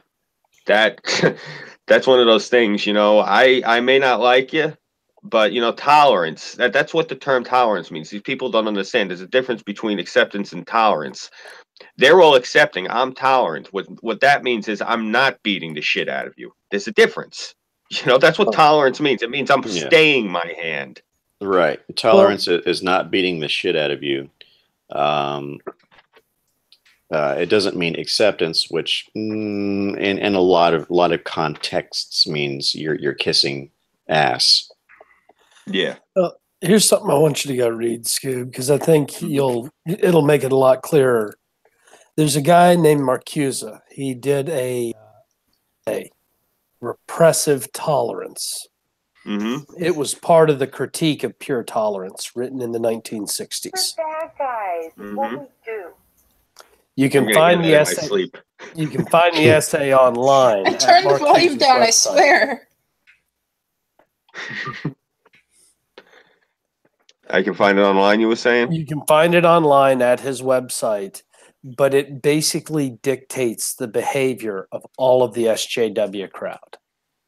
In that, and the colloquial term is no free speech for Nazis.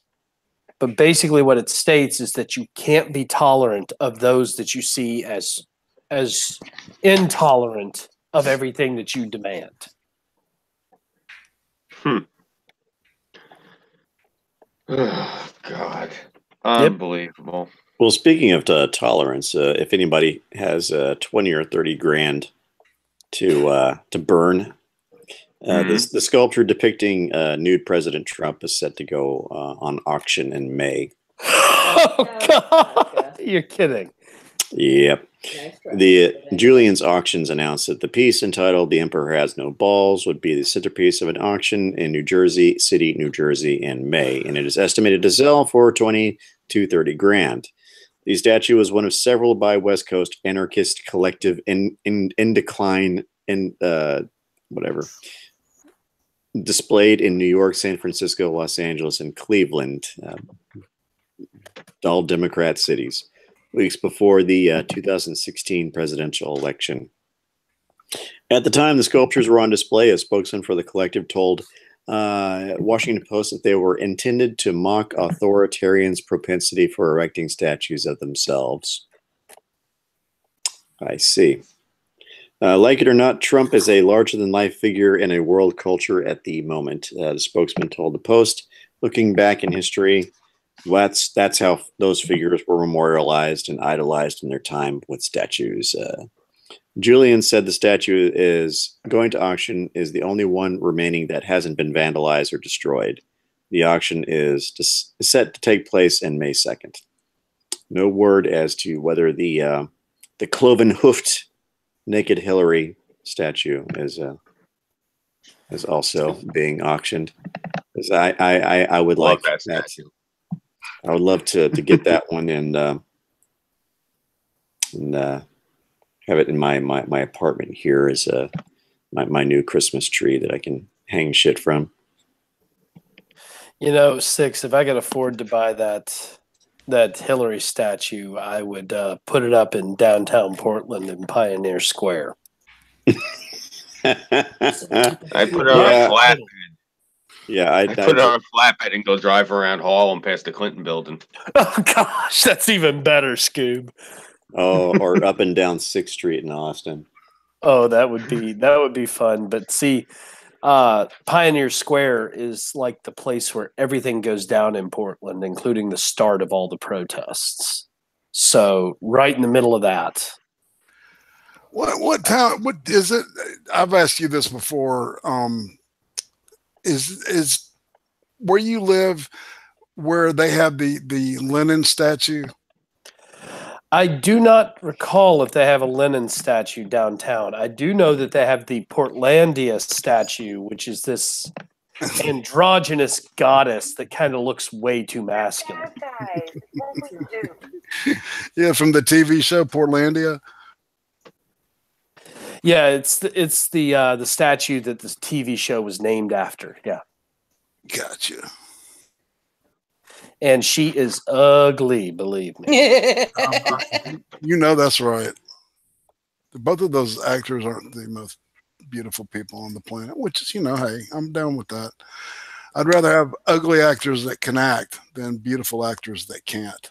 That's just me. So I've always found mediocre women were better in bed too. They put in more effort.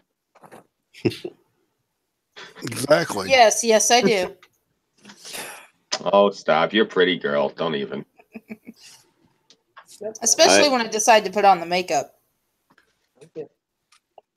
I've seen your picture, girl. You ain't ugly. The fuck? You okay there, man? So let's see. Anyway, I've reposted my the link to my Twitter poll. Is 6 a douche? Oh, I totally forgot that.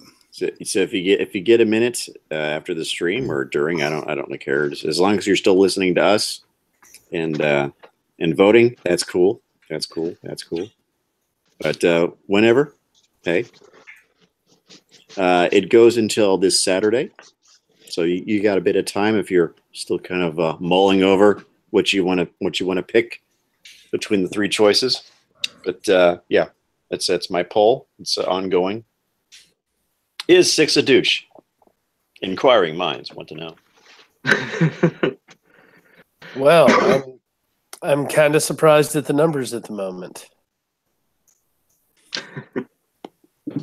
So I haven't checked it today. Let's see what it looks like now. Well, I just pulled it up, and I'm kind of surprised at the stats. Wow. Currently, it's 8%. I'm a douche. 46%. I'm not a douche, and 46% Pepsi. So it's tied with Pepsi. Yep. I am tied with Pepsi of whether or not I am not a douche. Okay. That is why I said I was surprised at the numbers. Hey, there's still 5 days left. This could change. It could. So one more thing I wanted to bring up, guys. I know everybody's heard about the bump stock ban that Trump started talking about, and it's kind of made all the rounds and caused a lot of conservatives to go crazy. Everybody has heard about that, right? Yeah. Okay. Well, does anybody here besides me know exactly how a bump stock is assembled? I don't even know what a bump stock is, so. I don't even know how they function, to be honest with you. I've heard a description, but I'm just I can't put my brain cannot make an accurate picture of what that would look like. So it works off of the principle of inertia, kinetic, and potential energy storage and redistribution. Yeah, exactly. Like but I don't understand what that would look like. It's a pretty lousy mechanism. It's you ever see those videos of those rednecks out in the middle of nowhere with their rifle at their hip, and they got their little finger there, and then they rock their rifle rapidly. That's called bumping. So that's this bump stock is essentially a chunk of plastic with I believe a little few springs in it to kind of somewhat simulate the same kind of action. And it's essentially for idiots that want to burn through a bunch of ammo without hitting a damn thing. Yeah. Well, you're pretty close there, Six. Actually, the bump stock itself is just a hunk of plastic. Because on an AR, you have the buffer tube and spring and buffer, and those are all metal pieces, and they actually come out of the stock. Right. And then you've got the bump stock, which basically just replaces the stock and the pistol grip. So even if they ban the sale of these things, people can print them in their own house with a 3D printer. You could probably mock one up with the couple of bent coat hangers and duct tape. You could. It's the most idiotic gun accessory I've ever seen. But the point I was getting at was basically that there's no real reason to be pushing this ban on these things because it's not going to do any good. Right. I think that actually is part of the reason that they're doing the ban. It's to keep them from going after shit that actually matters. He might be doing it as a ringer. Yes, that we talked about that, don't you remember? It was like one of those, like, just throw them a little something to chew on, and then nothing gets done. They're too busy bitching about that. It's misdirection. Well, and I can see that, but I'm kind of wondering why anybody's actually bothering to report on this stuff, because it just seems to me that there's a lot of really stupid stuff being reported on. That's just like all the Stormy Daniels stuff. People keep harping on it, but like yesterday, CNN got trounced by that panel of conservative ladies they brought in. I mean, because basically she didn't say anything, has she? She has, but these women just don't care. Nobody really cares. Nobody gives a fuck, right? The country's, he's doing too much stuff that's like starting to positively affect people's pocketbooks. What do you think, man? It's like the Clinton said, it's the economy, stupid. If the things are going good, we don't want to change that shit. So it's only the creative people that start fucking shit up, Mm-hmm. Yeah, it's a bunch of never Trumpers that just can't let it go, and it's a bunch of salty Hillary supporters that still cling on to the idea that Hillary Clinton's going to be named president and get to move into the White House with Slick Willie again. Yeah. It's like, oh, wow, this past 2 years have been a bad dream. She was really elected, and everybody was like, yeah, right. Dream the fuck on, people. And everybody's dancing around chocolate sunshine farts and How do you know what I do? Candy farts and chocolate poop. Yeah. They're extravagant socialist breadlines and all that other. Cass, you need to be here. That was a perfect. That was a perfect time for his Bernie Sanders impression. Where did he go? I'm gonna see if I can hunt him up on him. By the way, Six, I just saw from Wolfen76 in the side chat, in the group chat, that you're now at 50% Pepsi. So apparently you are losing to Pepsi. Wow. I guess that means I have a bubbly personality. I may have been the deciding vote. No, that was just heartburn. I'm sorry. I'll change it. You don't have to. It's just heartburn. Oh, man. Because you put down Pepsi instead of Coke. Oh, man. Hey, guys, I got to hop out because it's 22. I got to get up in the morning. All right. Well, you want to chill off real quick there, man? Let me think what's coming up. Just May 1st is the anniversary of the Bolsheviks, or whatever they are at this point. Those people they're friggin' communism day, whatever it is, May Day. May Day. Yeah. If they actually have it go down in Manhattan, I'm gonna go try to cover it. I think they're gonna have something in Brooklyn. I don't know if I want to go to the one in Brooklyn, though. That might be dangerous. Yeah, I just got that, and I got my channels. You guys know the drill. I'm here on YouTube, minds.com, Gab.ai, Patreon, and twitter.com as NotScooby331. So, yeah, you guys can catch me on there. Yeah, I'll see you guys, I guess, tomorrow night. 6, you're hosting, right? Yes, sir. Nope. I mean, me. Oh, yeah, what day is today? Today's Tuesday. Tuesday, man. Oh, I thought today was Wednesday. Jesus. You know what it is? It's spring break, so my week is all screwed up. I got my days mixed up. All right. Yeah, I thought today. Oh, cool. So yeah, good. That means an extra day before I have to actually host myself. Awesome. Yeah, I was going to say you're not in as big of a hurry as you thought you were. Yeah. Yeah. Does that mean All right, you can do an after hours with me? When? What, tomorrow or to? Whatever Talking night about you want to. Yeah. Let me think. Well, she's going to Florida on Thursday nights, so I'll be Where's free my after that. ticket to fly up there? If I had the money. But yeah, okay, definitely. Prostate. I'll be on your channel tomorrow night, and I'll talk to you guys tomorrow during the day. All right, peace out. All right, man. All right, See you man. tomorrow. Yep, You good take it night, easy, all. man. Yep, later. Well, you know that I only put that Pepsi thing there for people who were unsure whether I was a douche or not. Then you should have put Coke. Or at least A&W or Burke's Root Beer. I just wasn't thought it even. would I be wasn't even funny. really thinking about Pepsi. Was just the first word that popped into my head. It's not like I had charts and shit to plot out what would be the perfect word. Right. Excuses.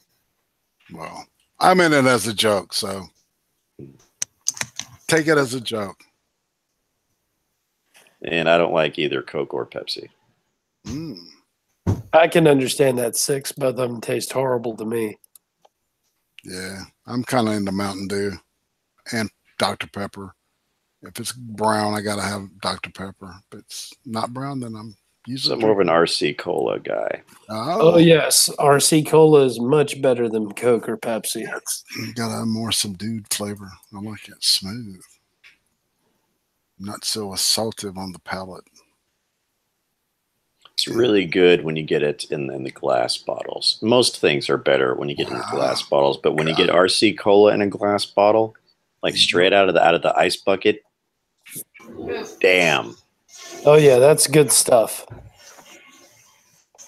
Damn. That drink rides me like a bumper car.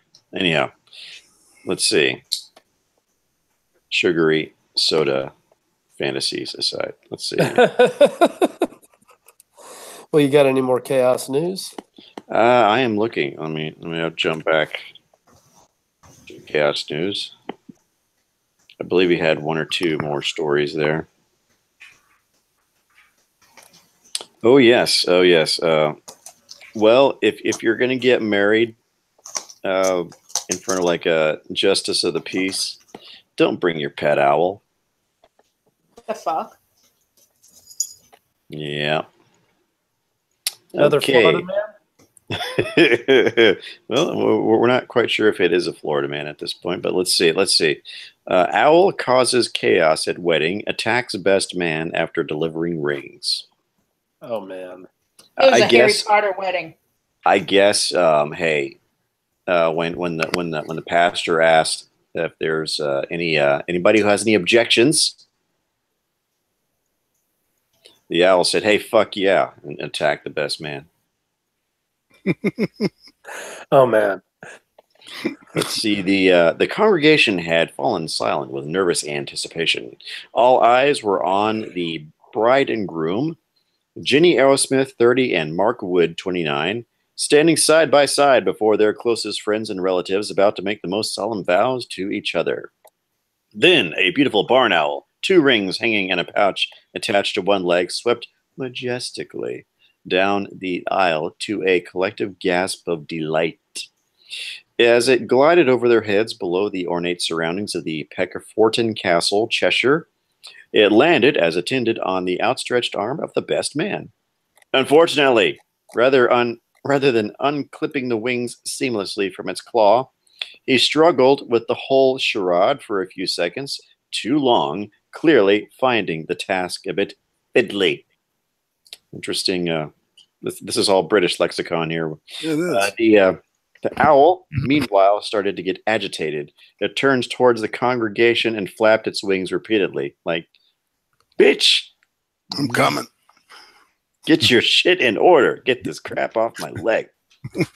Motherfucker, I'm about to claw a bitch." Anyway, Mr. Wood, who could not believe his friend was unable to complete the relatively simple task at hand. You had one job.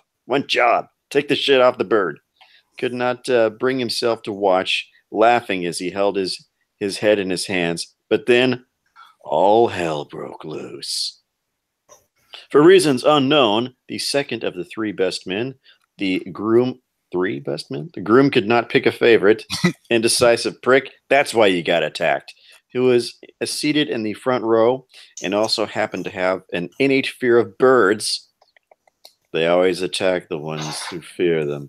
Outstretched his arm.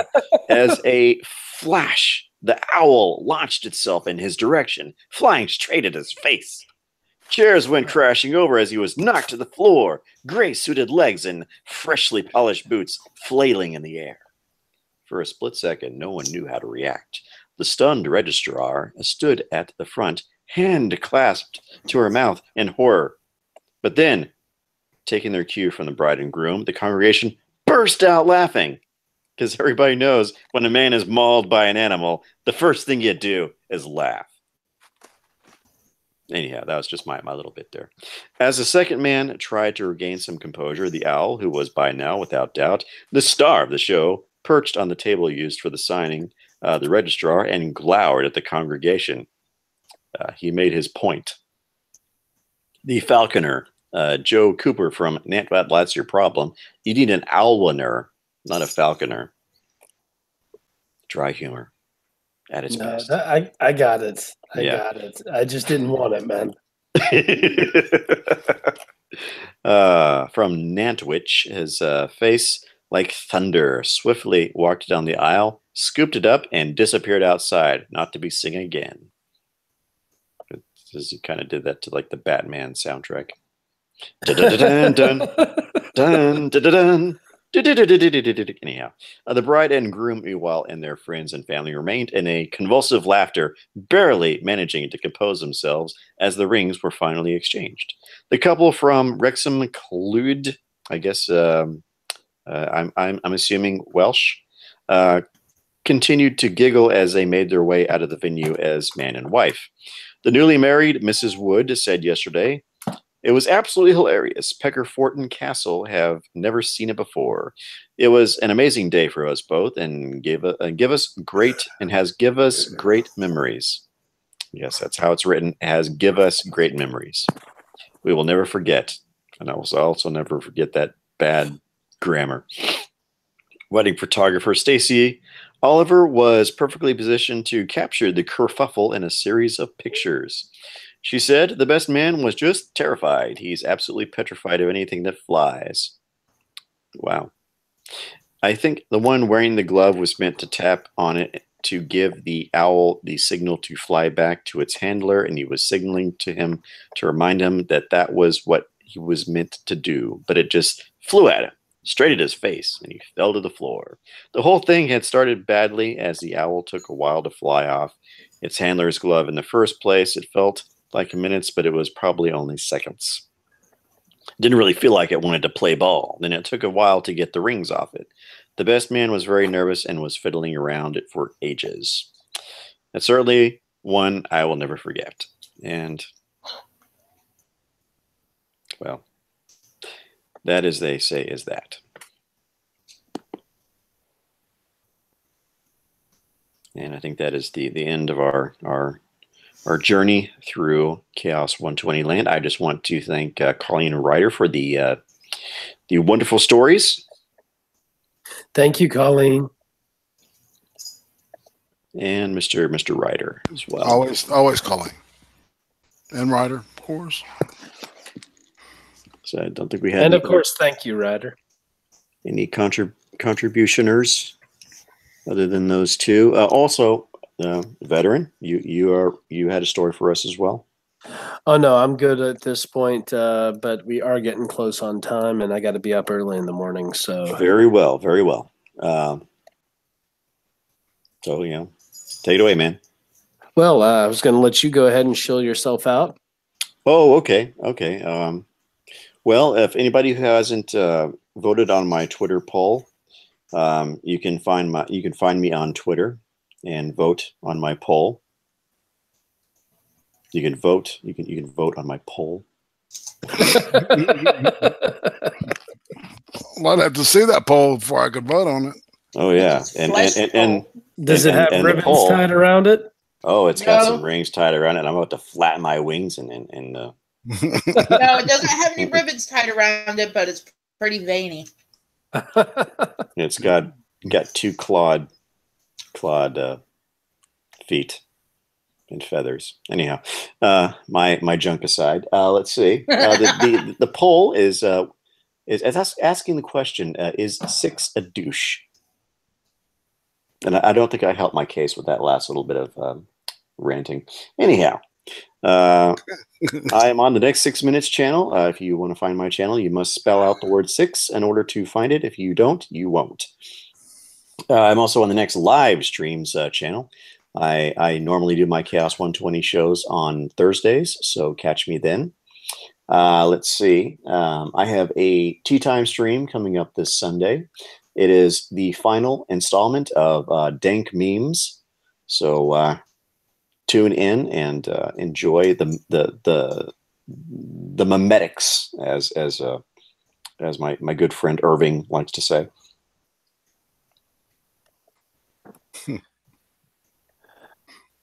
Okay, Tara. I'm Tara Sin. You can find me on IMVU, YouTube, Twitter, and on Facebook. Also, I have a Etsy page. Please go there. Looking for Tara and Roxy Craft. Buy my shit. I need to go to Chicago and fornicate with the Burnside. Oh, and don't forget more. Yes, and more. She needs to fornicate more. And also go to Redbubble and look for Burnside Film and buy Burnside stuff so that I can go to Chicago and fornicate with the Burnside. This is before she fornicates more. Thanks, Tara. And Irate. Sorry, Prostate here. And of course, tomorrow night I'll be hosting the Chaos 120 broadcast from my lovely channel. You can find all kinds of crazy shit on my channel because occasionally I'll just start streaming and start talking about all kinds of dumb shit. On Thursday, Big Fat Brian and I will be looking at which is available for free on Netflix because that's what we're talking about. Horror films and sci-fi, either films or series on Netflix. And Thursday we'll be talking about a movie called The Void. And it's the one with the triangles. So if you're looking through it and you get confused, it was made in 2017. I've seen it. I've seen it, and it's some pretty good sci-fi. Yeah, for an indie, it's really a good one. So we're going to be doing some talking about it. If you want to pop by, come on, pop by. What we're doing is we're trying to keep the visitors to about 5 to 10 minutes. But if you want to come by, come on by. We're doing that's kind of the idea. We want to kind of have people come in and just for a little bit talk about it and then leave. So it'll be come on, do it. And then Friday, got the Cream stream. I don't have a guest yet. I've been doing some other stuff about that, so I'm trying to get some other stuff in place. And then Saturday, Drinks with Friends with Sir Adamantine. That's it. Well, thank you, Irate. Also, don't forget to check out Scooby 331 and Burnside Film Project, who Burnside was not here with us tonight, but no, his stuff's down in the decided description. to go get drunk. Yes, well, you know, it was his day off, Tara. He deserves one a week at least. That's right. Fine. Yeah. Also, don't forget to check out all the other hosts of the Chaos 120. Their information is in the description here for this live stream. And of course, I am the Veteran Mountain Man. I am on minds.com. I do my standard YouTube videos. I will be doing a special edition of Spiritual Thursday this week, hopefully. And I'm going to start looking at maybe doing a live stream on Sundays here soon. And I also will be covering May Day. But instead of New York City, I'm going to be covering it right in Portland. Because last year they nearly tried to burn down the city over it. And this year they're supposed to have the self-identified disably challenged individuals that are going to be leading the march. And the ICUs will be filling up with beaten up trash cans. Yes, they will. Beaten up trash cans and turned over cop cars. I'm still not sure how the self-identified disably challenged are going to be capable of marching the 3 miles that they've got planned, but okay. Well, you know the taxpayers will be facilitating that, so, you know. Well, and they've got observers to make sure that the police don't abuse nobody. And then observers to watch the observers to make sure that the police don't abuse nobody. Well, then they got the people that Soros is bussing in, you know. Of course. More protesters and shit, so they don't have enough. Of course, the people from Salt Lake City and Boise and Des Moines and all that crazy mess. Yeah. Because, you know, they can't just leave well enough alone and let Portland protest on their own. Well, holy shit, the Stars actually won tonight. So for fucking change, I can actually watch a highlight video. Oh, man. You must be looking forward to that, Six. I am shit. I think I'm losing feeling in one of my legs that I'm so excited for this. Well, holy shit stick. This is awesome. We don't want to have to take you to the hospital, man. I'll be fine. 'Tis a flesh wound. Anyway, also Winnipeg won, so awesome. Nashville won. Detroit won. And New York Islanders won, so yay. Yay. I think everybody's team won tonight. Sounds like it was a good night for everyone then. Yep. Hockey-wise. Well, thank you all again for joining us, and have yourselves a great... Oh, wait. The Zoo Crew, right? Or is it the Minions Zoo? of the Zoo. Minions of the Zoo. Yeah, as we're closing down here, I know Minions of the Zoo is going on tonight. And Sylvanas might be doing her thing tonight too as well. I'll be popping by the Minions. Yeah, I usually jump back and forth. Yeah. So go to one, go to both, jump forth like Six does, but definitely go support them. Yeah, tonight's Skep Talk's first official night as a member of the Zoo Crew, a permanent member. So yeah, he's part of the Tuesday crew now. Awesome. Yes. So yeah, go support Skep Talk and go watch the zoo. He's an old fart like me. He's good. He's a good guy. He is, man. He's cool. Yeah, he's a good dude. He's a good dude. Yep. You're not that old, Irate. Oh, I'm older than you think I might be. Oh, I forgot to shield this. My special guest for Thursday night is going to be P-Dog Night. Nice. Well, I can't wait to watch that one after it's done. It's going to be fun, dude. Yeah. All right, everybody. Good night. All right. Y'all have a good one. Bye. Sweet dreams.